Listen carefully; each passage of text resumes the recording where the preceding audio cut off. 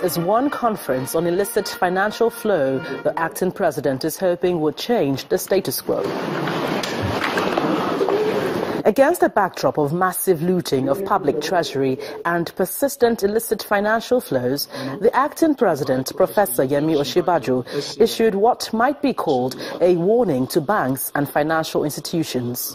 When somebody loots the resources of a country and deprives millions of people of the means by which they would even make a decent existence, that is even more criminal. This cannot happen without a handshake, if you like, between the countries where they are transferred and the institutions and countries to which they are transferred, especially the financial institutions. So we must work at somehow delegitimizing those kinds of transactions and criminalizing them so that banks and financial institutions that are engaged in this are actually called out and they are made to face the consequences of engaging in criminal conduct. If that isn't done, then we're not likely to get very far.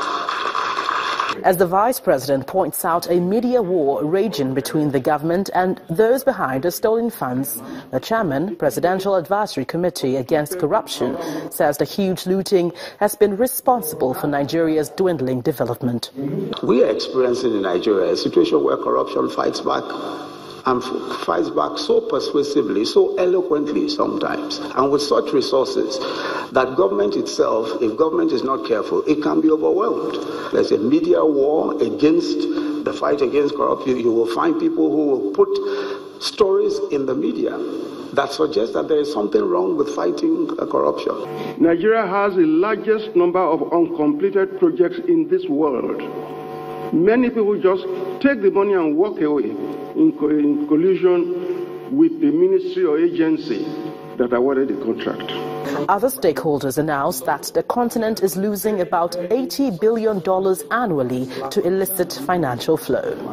A continent is losing anywhere from $50 to $80 billion annually in financial flows. More effort is needed in asset recovery and repatriation.